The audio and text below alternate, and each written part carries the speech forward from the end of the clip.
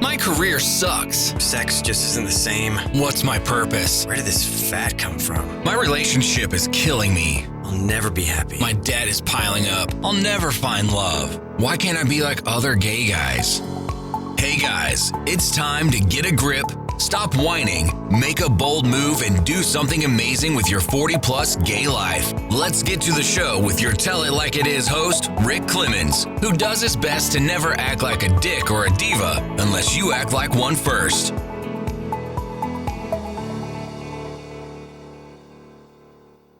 Hey guys, welcome to another episode of 40 Plus Gay Man Gay Talk, where we talk about all the stuff that sometimes we don't talk about. We explore stuff that maybe we've never considered. And I can tell you today, we're going to be exploring some stuff for sure that you may not have considered, how to heal some trauma and things that have been going on in life. But before we do, I just want to remind each and every one of you that we have the monthly Gay Men's Chats. That's the conversations where we get together, talk about, further the conversation from the podcast and talk about this stuff that we're addressing in the podcast and all sorts of things: sex, careers, relationships, aging, all that good stuff.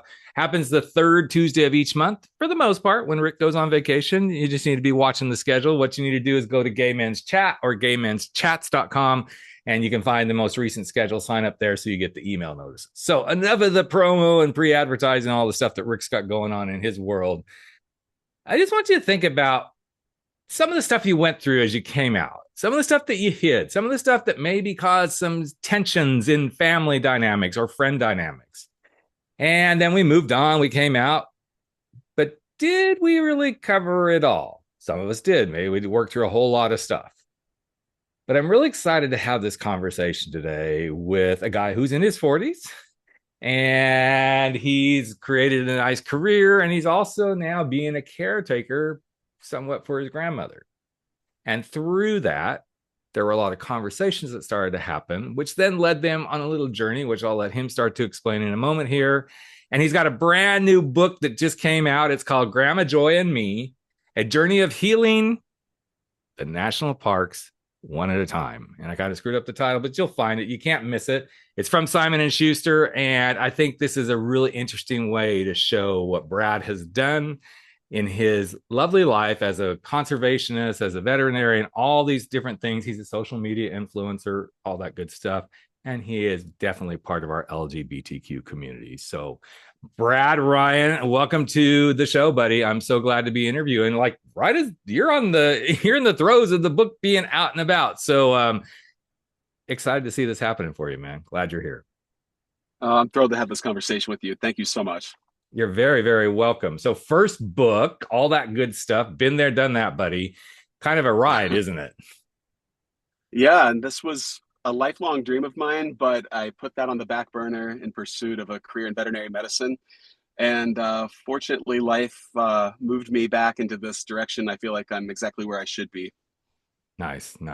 So let's go to, you put it on the back burner back then. Was that you were wanting to be an aspiring writer? Where did that kind of fit into your world?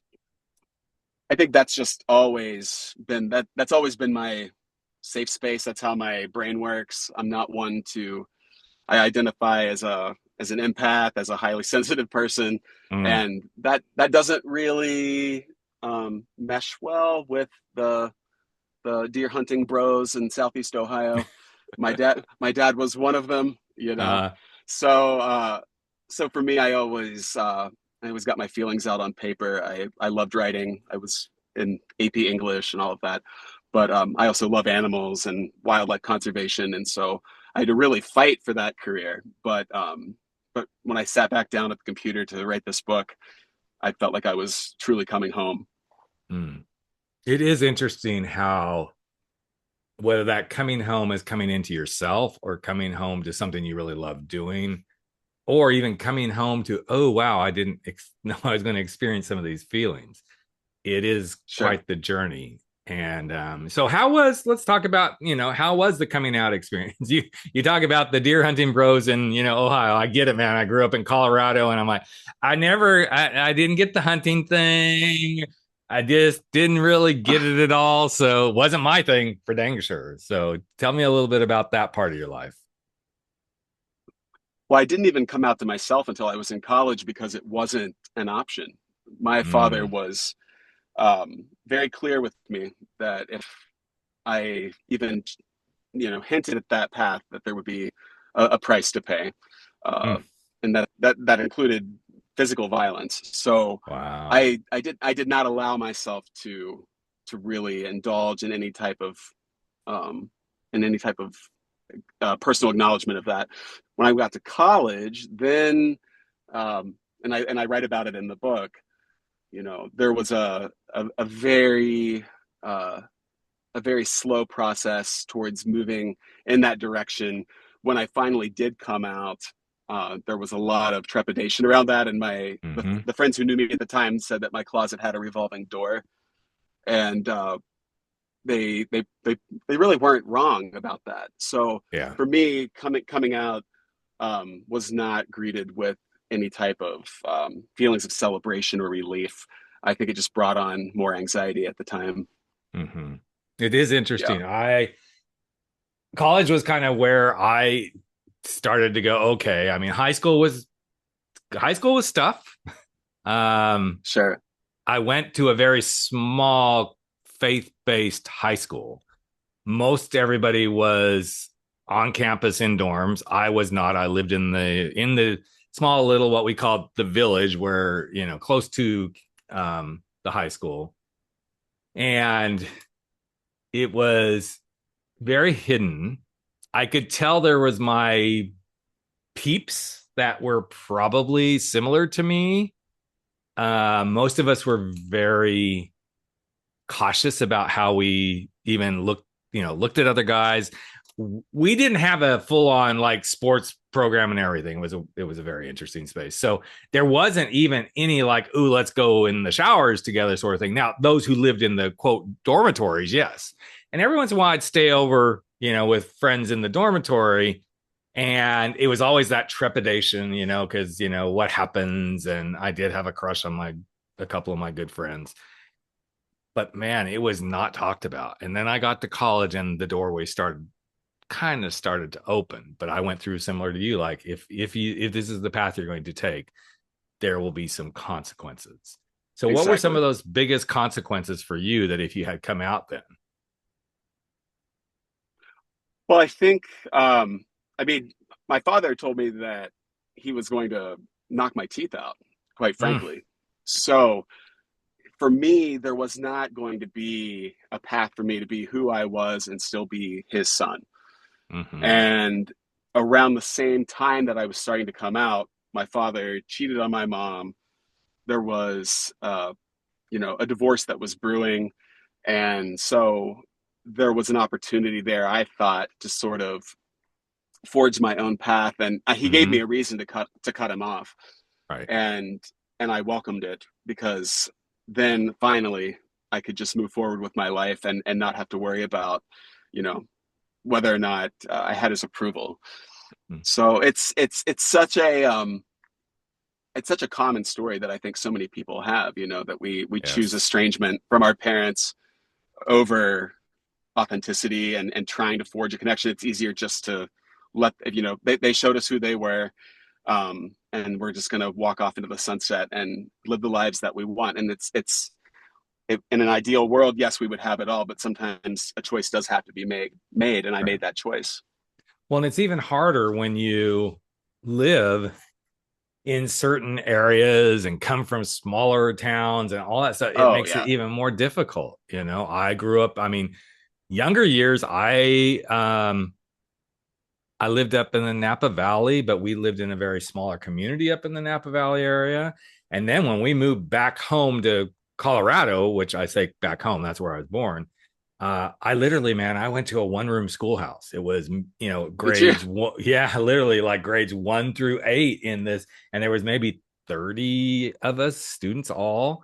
And even then, I knew there was stuff brewing in my little mind. I was fourth grade when we got Of there course. and then moved to eighth grade. Then when we went to high school, then all that started to open up a little bit. And then by the time I got to college, what was one of the most like, okay, I am moving forward here is who I'm becoming. You're in college. What was one of the most eye-opening experiences for you to see in yourself? Like, okay, this is my doorway. What?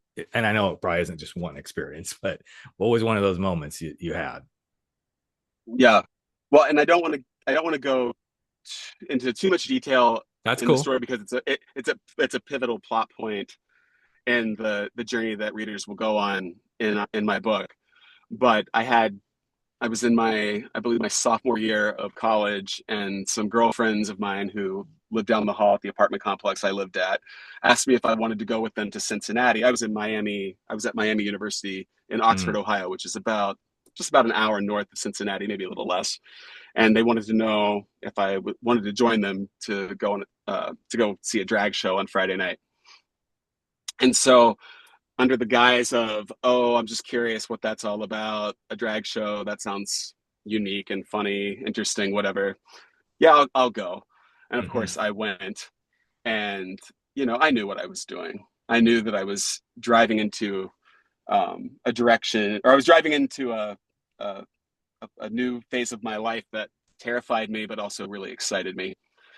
And of course, I remember, and this was a bar that was tucked way beneath interstate overpass on the outskirts of Cincinnati. I mean, this was by design meant to be a place where yes, you came together with your community, but you were hiding. It was Yeah. very, very clear. Yes. It's so interesting that there's a parallel here because I remember so I went to a school in Tennessee, just outside of Chattanooga. Again, small faith-based school. And all these feelings are starting to, come up. And now there were more people that I could tell that were similar to me. And I'm talking, this is back in the 80s. So this was like a whole nother world. But there were these moments, right? Now it's so interesting because now here we are all these years later. I'm like, okay, well, gosh, they're out. They're out. It's like all these people I went to school with. I'm like, wow, we were all hiding it. But there was a pivotal Yeah, moment exactly. where I decided I wanted to start pursuing theater and stuff a little bit more. And I couldn't really do it at the school I was at. So I would sneak off on the weekends. And I went to this free dance class, which they started charging for. I'm like, okay, well, broke college kid, but I'm going to find the money somewhere. Everybody else was out spending money on drinking and stuff. I was like spending money going to dance classes. And there was a moment that one of the guys in class asked me if I wanted to go out to drinks with him. And I was like, oh, that was not a normal, like, hey, let's go catch a beer or something. That was like, I'd really like it if you would join me in going out to drinks so we can. And his words were, spend a little more time together. And I thought, Yeah. and I remember going petrified. And it ended up being probably the first doorway that I'm like, okay, I can see myself walking through this, even though I did Yeah. walk through into a gay bar for the first time in my life, too. I was scared to death that somebody's going to see me, right? But man, that moment is just like flushed it open. So now we're moving through college, all this sort of stuff. Where do we start to pick up this story of like what started to happen where you knew writing this book, doing some stuff with grandma? I mean, I'm sure there's a lot of years in there that a lot of stuff was happening. What brought you to this moment where you decided this book has to get written? Well, I'll come right back to the book, but one key piece of information is that, when my estrangement with my father began, so then began my estrangement from Grandma Joy. That's her eldest son. And so Mm, there was a fight that happened at our home, yeah. and uh, it led to a physical assault. My father um, grabbed my arm, uh, gripped it strongly enough to leave a bruise, raised his fist at me. I wriggled free from him, but Grandma Joy was just standing there, shell shocked on the sidelines, not saying anything. And I looked her in the eye, and I basically said, I don't know how you could ever be proud to have raised this monster as your Mm, son. I'm done with all of you guys. And I sped out of the driveway, and I never looked back. And then in 2009, I was 27 years old, still feeling pretty broken, still not feeling very confident about who I was as a gay man and in other ways, just as a man, period, really. Mm-hmm. And so I decided the way to prove that to myself is to hike from Georgia to Maine for 6 months and grow my beard long and see if I can through hike the Appalachian Trail. And I did. And having that 6 months in the wilderness to reflect on my life, I thought a lot about my future, and I thought a lot about the regret that I would have if I didn't patch things up with at least my grandmother, because we were so close when I was a child. She was the grandma who would get in the stream with me and catch crawdads and frogs and minnows and really indulge that love of nature that I had. And so I reached out to her shortly after I got back from my through hike. And then in discussing the Appalachian Trail, she told me that she had never seen a mountain. And I thought, wow, she's 80 years old and her lens on life is so narrow. And it really broke my heart, honestly, because I had studied abroad in Africa. I did my master's degree in South Africa studying spotted hyenas, and I was being chased by elephants every day. And I had this really beautiful life of adventure, and I wanted her to have just a taste of that. And so I thought I was going to take her right away, but then I got accepted to grad school at Ohio State for a master's of public health program. Then I went right into vet school. And so it wasn't until my 4th year of vet school, after many years of battling suicidal ideation and chronic depression because of the pressure cooker of professional school, and also just being so disconnected from nature, from people who loved me. There was a 2nd-year veterinary student at my campus who committed suicide. And knowing how close I had come to making that same decision, that's really what I think snapped me out of my trance. And I knew that I needed to make some big changes in life. So I don't know. You can read a million self-help podcasts. Yeah. Or sorry, you can read a million self-help books. You can listen to a million podcasts. Very few people, I think, are going to tell you that the way forward is to take an 85-year-old woman camping. And yet that's what I chose to do in that moment of despair. And it was absolutely the right decision to make. So we took off at 5:00 on a Friday evening, bound for the Smoky Mountains. And she was 85 years old. She had never slept in a tent a night in her life. And it started to rain, and I wondered what the hell I was thinking. But that's chapter 1. That's awesome. Here we go. Right. So there, you brought up a couple of things, the regrets. So the regrets of not healing and not healing yourself is kind of whatever. Not only not healing yourself, but not healing the relationships. That's a huge thing, because my guess, Brad, is that really weighed really heavy. I mean, anybody who lives with regrets, it almost stops you in your tracks. Yet somehow we function through it. Most of us do. And, but then been there myself, that suicidal ideation can show up every once in a while, and you go, is this really, worth it or not?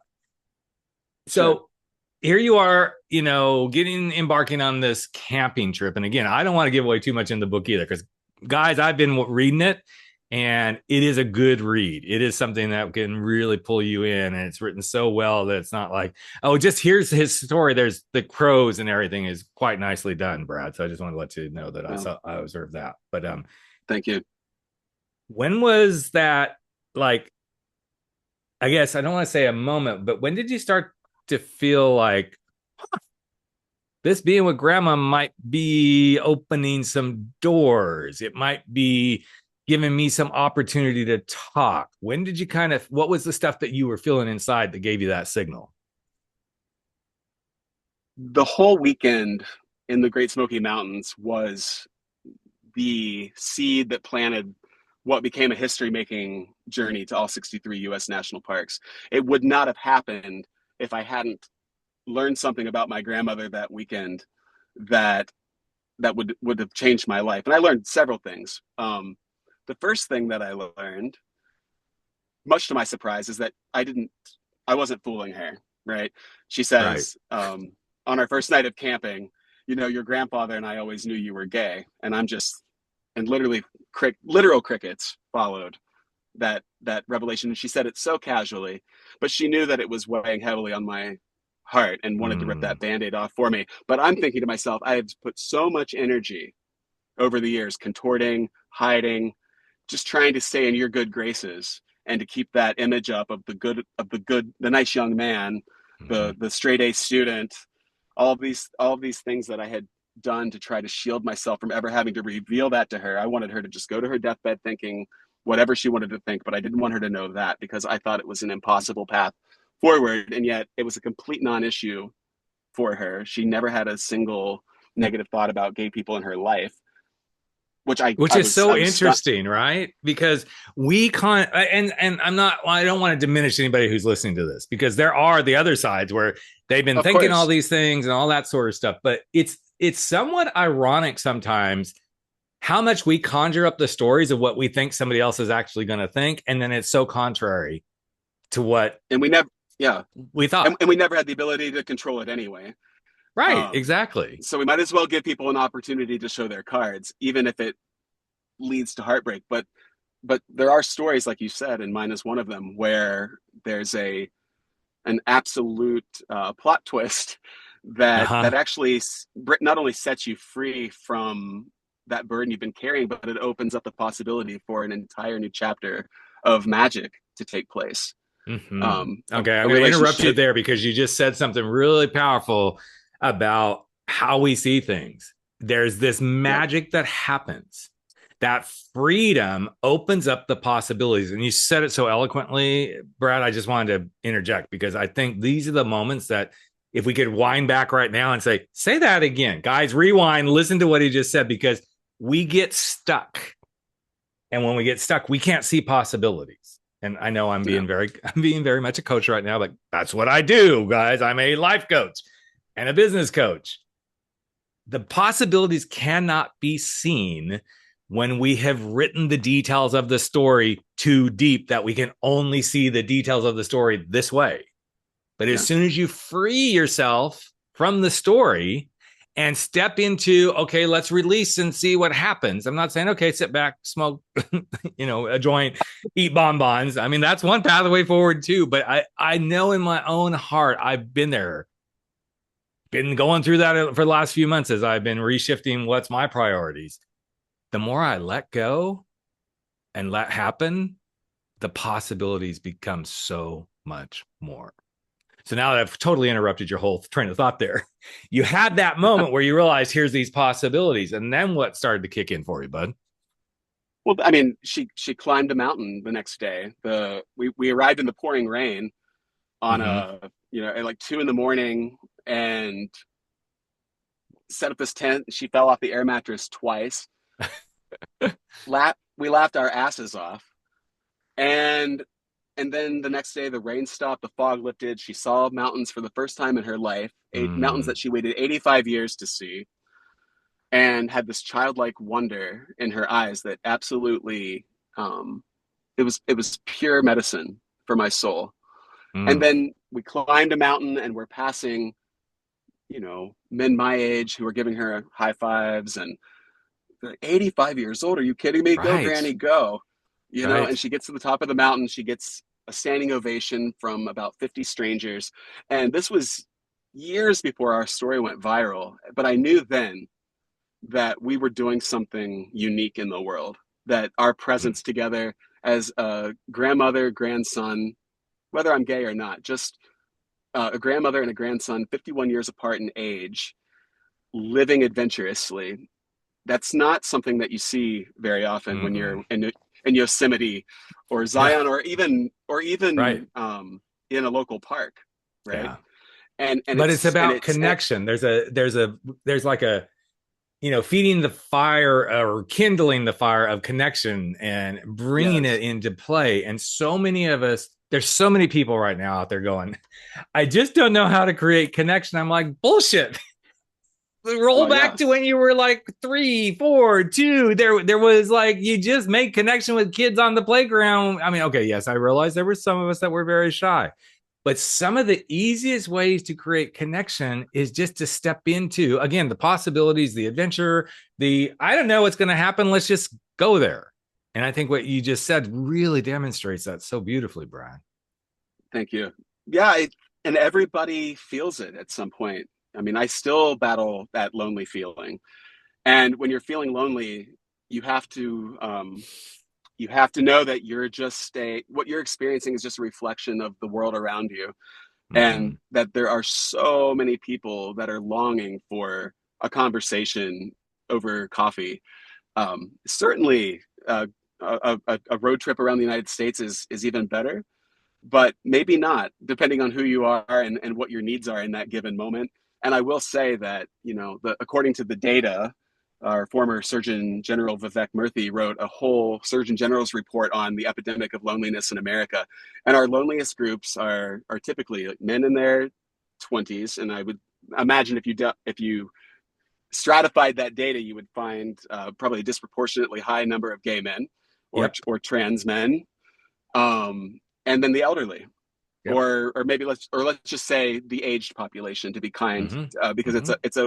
it's a wide net. Not everybody sees themselves as elderly, but maybe um, people who are um, older and have lost a spouse, or they're dealing with the loss of a child, as my grandma Joy Mm-hmm. was, and they can totally give up on life. They can totally feel like the best is behind them, their best years are behind them. Yeah. And we do need to find, especially within this community, I think we need to find those avenues and those forums for people across the generational divide to come together, because it's a mutually beneficial dynamic that happens. I think that I'm very passionate about unlocking the power of Mm-hmm. intergenerational connection. I agree, and it's something that's been coming up a lot. And Oh, I'm on the good. app. I'm on the apps for lots of different reasons, but it's always kind of my like. I'm using it kind of as like, what can I figure out that I can talk about, right? Okay, yeah, I like connecting with guys too, but there's been a couple of conversations recently where the older generation is saying, I don't know how to do this anymore because everybody wants to be on these apps. I can't stand being on these apps. But where we used to gather as community no longer exists the way it used to. So obviously the gay bars, all that sort of stuff. So there is this interesting dynamic happening. And because of what's happened with the phone in the palm of our hands, besides all Yes. of us suffering from neck pain because we're looking down at our phones, I get it. I'm right there too. But we're not looking up enough. We're not saying, let's go take this somewhere else. And when you don't go take this somewhere else, which most, I hate to say most gay men, oh, cool, let's just go hook up. Okay, but what if you didn't just go hook up? What if you just had a conversation? Go, hey, let's go have a cup of coffee. Let's go have dinner. Let's go do this. Suddenly there's this fear, number one, because, oh, guess what? We actually have forgotten how to do this stuff because we are Wow. just so focused on what's in the palm of our hand. I'm not talking our penises, guys. The phones, Mm-hmm. the iPads, all of this stuff. And we have begun to forget how to interact as humans. Across the board. Across the board. This Yes. is way more than, like you said, an LGBTQ Oh, absolutely. phenomenon. This is our society at large. Yeah, I'm a member of the LGBTQ Outdoors organization, a national organization who've been so kind to bring Grandma Joy and I into the fold to champion this message of intergenerational connection within our community. And Yep. that's just one example, but there are others that are trying to bring us together and get us back to a human place. That's really what this road trip for me symbolized. It was a chance to, like I said, I had my grandmother in the car for 7.5 years as we crisscrossed Mm. America. And that was an opportunity to ask all those questions that so many people and families across the country, around the world, Mm-hmm. they never deal with, because it's uncomfortable. Have you And ever read the we did book that. Breakfast with Buddha or even No, heard of it? Okay. no. Absolutely. Okay. So I love your book. And as I was starting to dive into it, and again, I haven't read the whole thing, Breakfast with Buddha came to mind. Very similar kind of story. Has nothing to do with healing the wounds with a grandmother or something. But this guy gets, and I'm not going to give away the whole story, gets kind of roped into taking this Buddhist priest on a road trip from, I don't remember even now, New York to somewhere clear across the country because his wife or somebody couldn't do it. And he's like, I don't even know this guy. So there's all this wisdom that starts to unfold in the car, in stores, because this is a Buddhist priest who hasn't been exposed to a lot of quote modern society, right? So Yeah. as you're even talking right now, I'm feeling those same goosebumps because I'm like, here's the parallel to the two books. So go guys, go get Brad's first, then go get Breakfast with Buddha. You'll see the thing. And I love that you have seen that. I think too often in our community, we try to go, well, this is just a gay thing. No, it's not. No. It's not just a LGBTQ thing. This is a human thing. And I can't help but think, because of the success and the media coverage you've been getting around this story over the last few years and now going into the book, it's the piece of humanity that people started to see. It isn't about you being the gay grandson. Kind of is, but not. That isn't the focus. The focus is, how do we reconnect as humans, generation to generation, person to person, human to human? What was one of your favorite moments for you? Not necessarily maybe something grandma did, but something for you that in the midst of this whole experience, that a favorite moment where you started to really see yourself in a whole new way. Boy, that is a good question.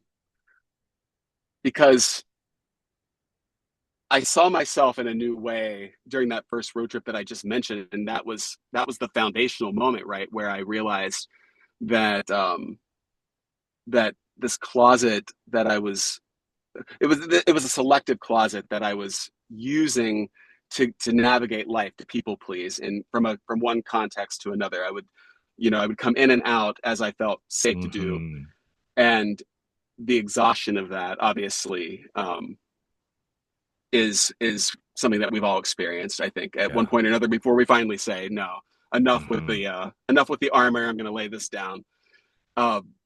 The other big moments with my grandmother, I think, had to do with my own shortcomings that I couldn't see. I was putting her in the hot seat for so long, using her as a proxy for my father, who was not present. And she was I had all these things that I had wanted to say to my father for so many years. How dare you? How could you have done this to me and said this to me, and made me feel so much fear. And there's a scene in the book where he was my little league coach, and this boy that was on our little league team who lived next to Grandma Joy called me a faggot in Grandma Joy's backyard, and he punches me in the nose so hard that my hands filled with blood immediately. I had a bowl of blood in my two hands. Ugh. And I ran into the house, and of course I'm traumatized beyond belief. And as soon as the nosebleed stops, what does my father do? He takes me into the backyard for a fight lesson, as opposed to take me to the hospital. And I just found out a couple months ago that my nose had been broken at that time, and I've been living with a deviated septum from age 10 to 45. And I just had that surgically corrected. Just had that surgically corrected 3 weeks ago. But at any rate, I was so frustrated by my entire life circumstance, and what I had to live through, and I was putting my grandmother on trial for all of that. And it wasn't the right thing to do, and it wasn't fair. And I had to learn through all of these conversations and uncovering all of these things about my grandmother's story.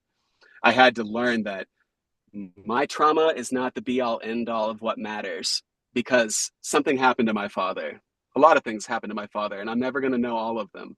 Right. And things happened to my grandmother that I learned about. Yep. And the thread goes back, and it goes back, and it goes back, and it goes back, and we'll never know the full story. But somewhere deep inside of us, we feel it. We feel all this pain, and some of it belongs to us in this lifetime, and some of it came through the DNA. And understanding that I can't heal all of that. I can't heal all that. I can't heal her, and she's not asking me to. But I can do my very best to understand the pain of all of the people that come through my family line, and have grace for them, forgive them, and then lay it down and heal it within my own being. And that wasn't just a singular moment, Rick. That was a lot of hard work, and that was Mm. hundreds of conversations on the open road over a 7.5 year period. But that's the greatest lesson that I learned on Mm. here, or on this journey with her. Mm. You just took us all to church, man. I'm just saying. It's one of the hardest things. I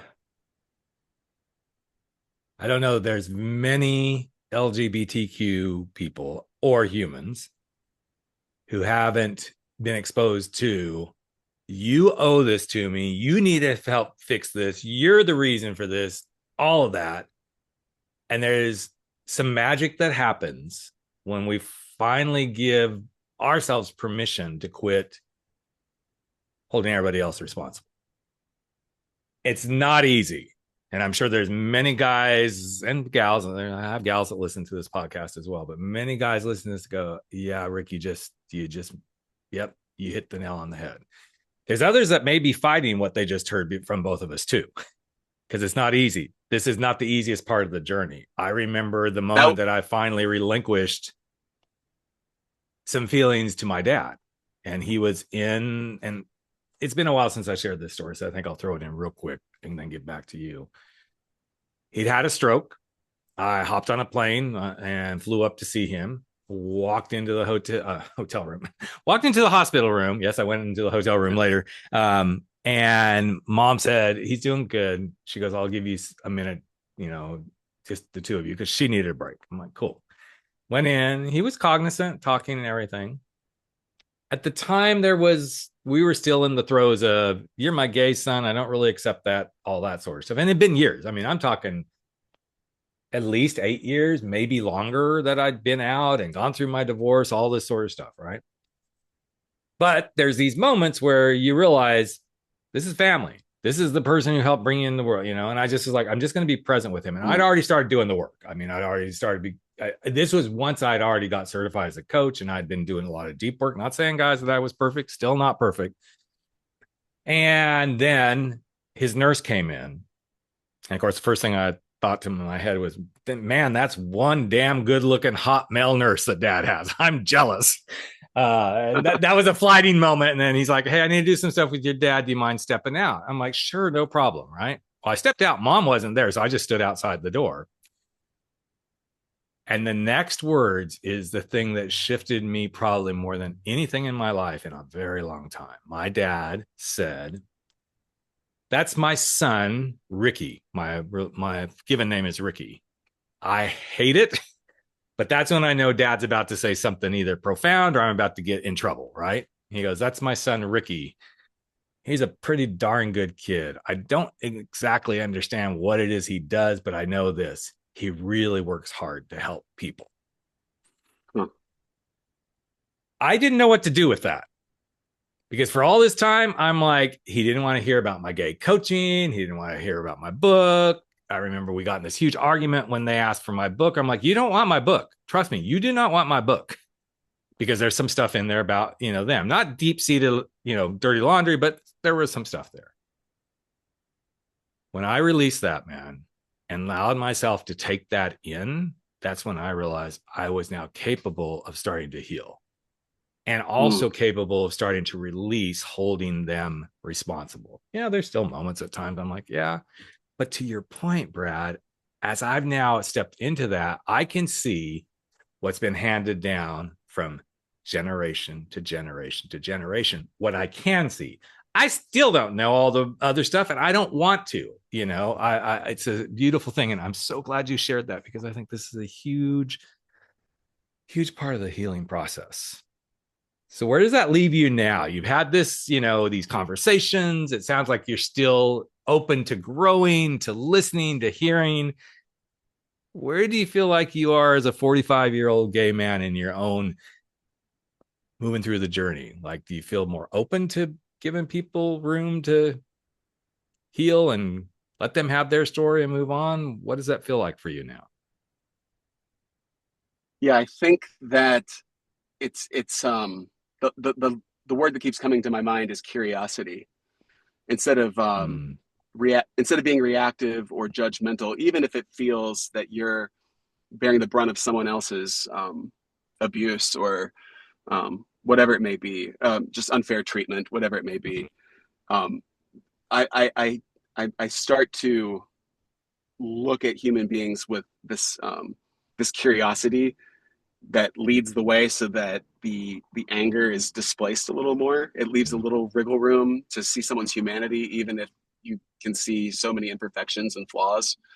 Um, and and and and once again, so much like I always think to myself, like, the homophobes that are out in full force on on Social media, everywhere. Facebook and Instagram, they're waking up at 3 a.m. with a hard on from some homoerotic dream. They're so scared of themselves Mm-hmm. because I'm convinced of it, because Mm-hmm. like, there's just, if you're not afraid, you're not you're not allocating that much energy to Right. spewing that stuff online. So that's about their demons. It's not about anything that we should be taking personally, in my opinion. Yeah. Um, Well, it is their demons. to go to, yeah. It really is. Sorry, I think you just summarized it really well. It's their demons. You have demons. I have demons that somebody else is seeing this. And then I'm like, okay, well, this is my demon coming to life. That's hard shit to swallow, man. That is really hard stuff to swallow. And there's times I fight it, but I also try to step into it more. I love that you brought up the curiosity piece, because if I get curious about this person versus, as you said, reactive, what changes for me? Something deep inside me changes when I'm like, well, I wonder what caused them to want to react that way. I wonder what's driving that for them to have that belief. I'm curious what happened to them that they're afraid to let somebody else see. As soon as I start asking those questions, all of that anger energy. I mean, I'm not saying, guys, I still get pissed off and angry about stuff. Sure, of course. But there's also that space of, first of all, breath. I think taking a breath helps a whole lot here.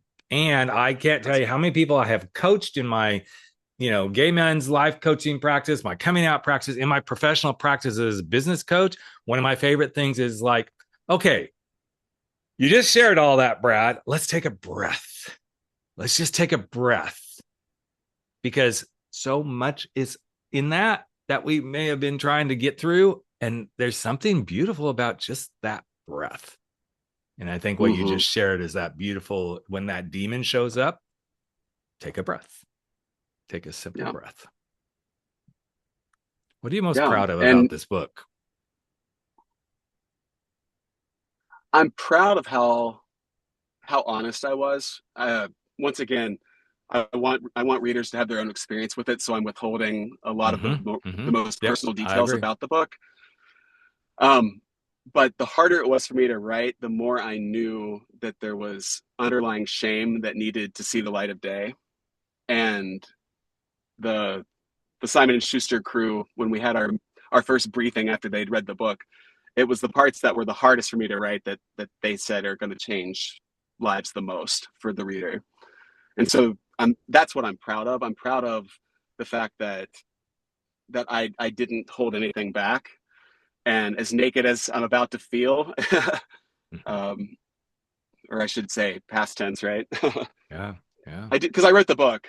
Yeah. As naked as I feel, I know deep in my heart that it's something that is going to allow me to forge the most meaningful connections in my life from this day moving forward. For anybody who reads this and has a conversation with me about it, those conversations are not possible if we're not vulnerable and we're not willing to say, this is my story. Some of it is messy. I'm not proud of all of it. There were many points along the way, as I already kind of alluded to, where I was not fair to my grandmother, and I look back on it and I was an asshole, to be quite frank. And she was not always great to me either, but there was love in there the whole time. And so I'm proud of myself for saying, this is who I am. Everything that's in here happened, and it's still ongoing, right? This book is Grandma Joy and Me, a journey of healing, one national park at a time, not how I healed myself. Because going to all 63 U.S. national parks with my grandmother did not heal me. but it brought me closer to wholeness. It's moving me in this direction towards this aspirational state of wholeness that I'll never get to. Nobody does, right? We're trying to get better every day, moment to moment. We're trying to pick up new pieces of wisdom that allow us to once again just heal, but not with some delusion that there's ever going to be a finish line to that. Yeah.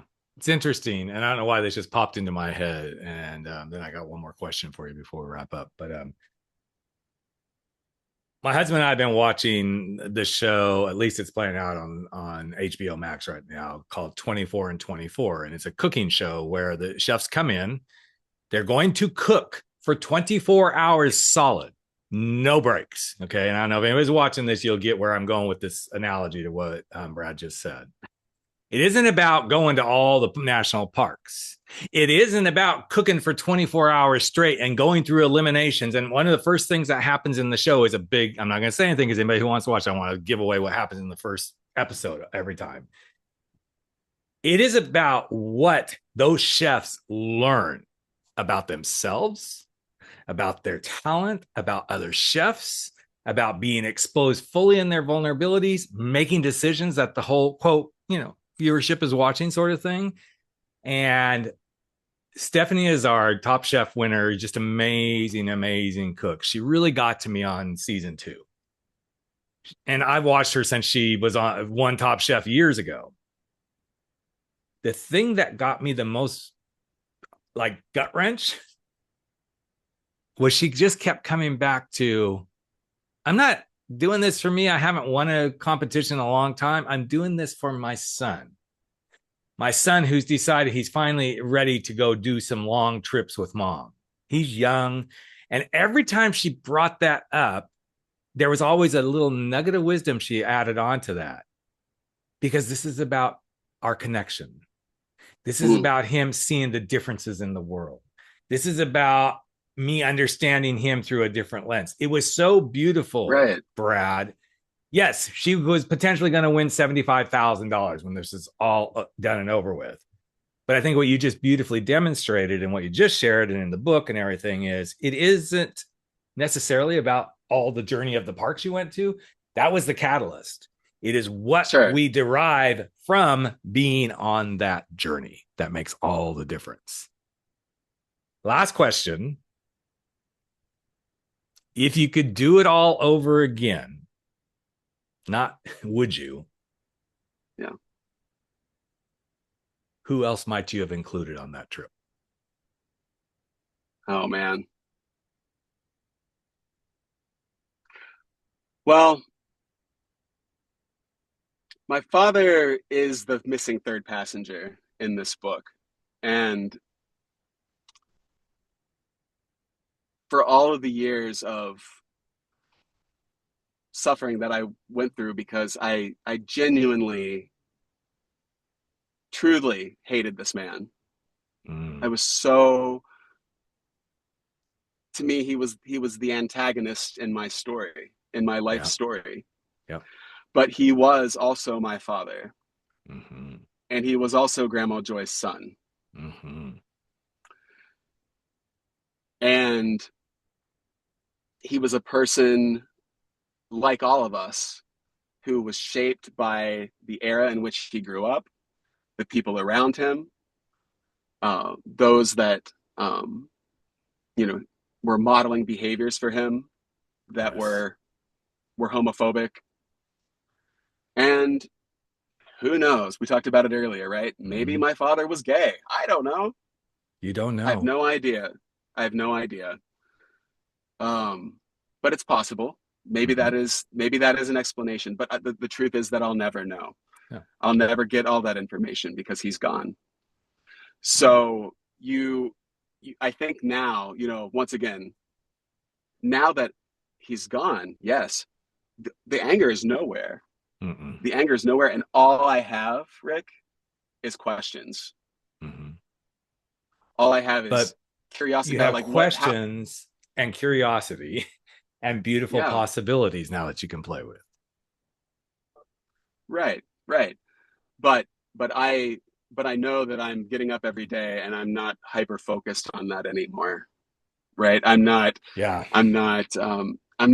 living in this narrative of my own making that I'm a victim because I was Steve Ryan's son. Right. And that I grew up not being loved the way I deserved. And that it kept me from coming out in a way that I would have liked, in a state of joy. It was not joyful for me. But that's okay now because I did change, and I was able to do something that he never could, which is to say, I forgive you. You know, and so the person that I would have brought along for the ride, I don't know if I really would have had him in the car with us, but I certainly wish that I had picked up the phone.